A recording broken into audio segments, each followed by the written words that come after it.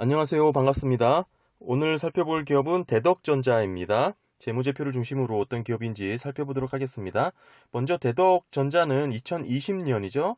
5월 21일 대덕으로부터 인적 분할되어서 코스피 상장한 기업이고요. PCB죠. 인쇄회로 기판 제조 판매하는 기업입니다. 경기도 안산시에 본사가 있는 중견기업이고요. 최근 2021년 반기 보고서를 공시를 했지만 기업은 2020년 5월 1일부터 재무제표가 이제 작성되어 있기 때문에 실제 1년이 조금 사업연도가 1년이 조금 넘은 상태라는 것을 감안하셔야 될 것 같습니다. 먼저 기업의 주요 제품 먼저 확인해 보시면요. PCB 사업 부분이 전체 매출의 100%를 차지하고 있습니다. 인쇄 회로 기판이죠. 스마트폰이라든지 메모리 칩, 이런 전장 등에 들어가고 있는 그 초록색 기판을 의미합니다. 전자제품 안에 쉽게 볼 수 있는 그 기판을 말하는 거고요. 기업의 매출 구조가 내수는 14%로 이루어졌고 수출이 86%로 이루어져 있습니다. 주요 거래처로는 삼성전자, SK하이닉스, 등등 파트론 등이 있고요. 이제 가격 보시면 기판의 가격이 이제 내수 판매되는 가격이 좀 많이 올랐고요. 그래도 이제 수출 가격보다는 저렴한 것으로 이렇게 나와 있습니다. 다음은 시장 점유율 확인해 봤는데요. PCB 업체의 이제 별도 재무제표 기준에 이제 매출액을 비교하여서 시장 점유율로 추정을 하였고요. 보시면 2020년도 심택이 매출액 1조를 돌파하며 1위를 기록하였습니다. 이어서 이제 대덕전자가 2019년도 대비 2020년 매출액이 감소하여 2위를 기록하여 있는 모습이 있고요. 3위는 코리아 서키트 이렇게 잡혀 있습니다. 2위, 3위가 비슷한 수준에서 이렇게 기록하고 있고요. 1위 심택과는 다소 간극이 벌어져 있는 거 확인하실 수 있습니다. 이제 본격적으로 대덕전자에 대해서 살펴볼 텐데요. 자산은 3,123억 원 구성되어 있고요. 부채 1,693억 원, 자본 6,429억 원으로 부채 비율은 26%로 낮고요. 유동 비율은 170%입니다. 대덕전자 자산 세부 구성입니다. 유형자산이 전체 자산의 65%를 차지하여 5,244억 원이고요. 다음은 매출채권 1,511억 원, 전체 자산의 19%를 차지하였습니다. 다음으로는 이제 재고자산 11%, 926억 원 순인데요. 대부분의 자산 구성이 영업성 자산으로 구성되었다는 거 확인하실 수 있죠. 재고자산 회전율을 보시게 되면 9.2회로 매우 양호한 수준임을 보실 수 있습니다. 다만 당반기, 전반기에 재고자산 평가 손실이 2억, 그리고 전반기에 46억 원 인식된 부분이 있는데요. 결국에는 이제 재고자산 파손 관련돼서 폐기된 부분도 각각 당반기에 56억 원, 전반기에 19억 원 정도 이렇게 잡힌 부분이 있습니다. 자산의 변동 내역에 있어서 어느 정도 변동폭을 보이고 있는 항목들입니다. 현금 및 현금성 자산이 226억 원에서 58억 원으로 감소한 부분이 있고요. 이렇게 보시는 것처럼 이렇게 주요 자산의 변동을 확인하실 수 있습니다. 다음은 대덕전자 부채 항목입니다. 매입 채무가 줄었고요. 단기 차입금이 늘었습니다. 차입금으로 외상값을 갚았다고 볼 수 있는 부분이고요. 여전히 매입 채무에 대한 비중이 높고요. 전체 부채의 52%를 차지하여 가장 높습니다. 다음은 단기 차입금이 20%, 기타 유동 부채가 13%, 223억 원 이렇게 잡혀 있습니다. 기타 유동 부채가 어떤 내용인지 확인해 봐야겠죠? 기타 유동부채 223억 원 중 미지급 비용이 204억 원으로 이렇게 대부분을 차지하고 있는데요.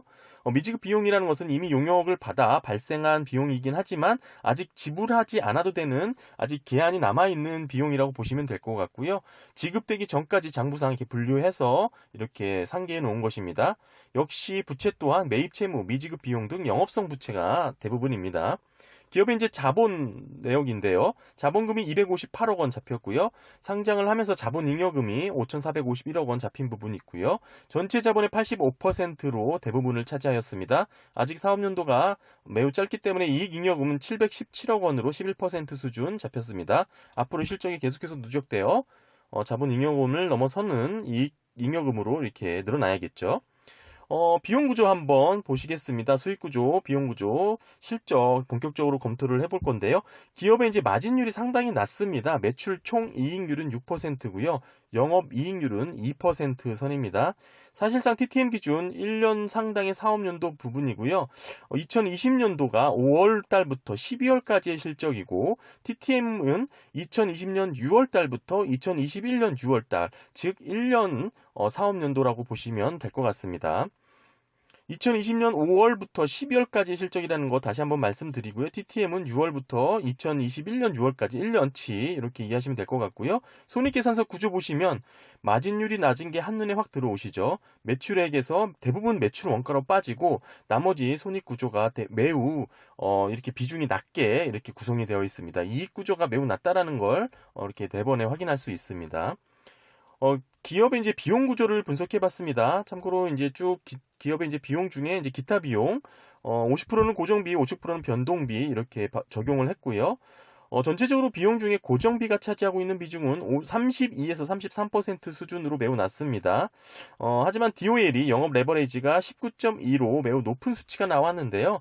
결국 기업은 매출 원가 비중이 매우 높기 때문에 이러한 수치가 나오게 되었습니다. 결국 영업이익률이 매우 낮다는 의미도 될 수 있고요. 기업은 비용에 따라 수익이 크게 변동하는 민감도를 갖고 있다고 볼 수 있습니다. 매출액이 1% 변할 때 영업이익은 TTM 기준 19% 변동성을 갖고 있다라고 이해할 수 있는 부분입니다. 비용 절감에 대한 기업의 노력이 중요하다고 볼 수 있는 항목입니다. 다음은 영업이익은 TTM 166억 원, 당기순이익 129억 원 잡혔는데요. 사실상 1사업년도 실적이라고 할 수 있는 부분이기 때문에 의미가 있는 수치죠. 매출 중 수출 비중이 높았던 기업이기 때문에 금융수익, 금융비용 중에는 외환차손, 환산 손실 등이 있는데요. 특별한 내용은 아닙니다. 환율 변동에 따라 변동됐던 부분이고요. 이제 다음 보시면은 2021년 6월 30일 종속기업이었던 대덕 필리핀사가 청산이 되었습니다. 중단 영업으로 구분이 되었고요. 결국에는 순손실이 이렇게 잡힌 부분들 확인하실 수 있습니다. 타법인 출자 현황에서도 대덕 필리핀 지분회사 이렇게 보시면 2020년 5월 출자를 했는데요.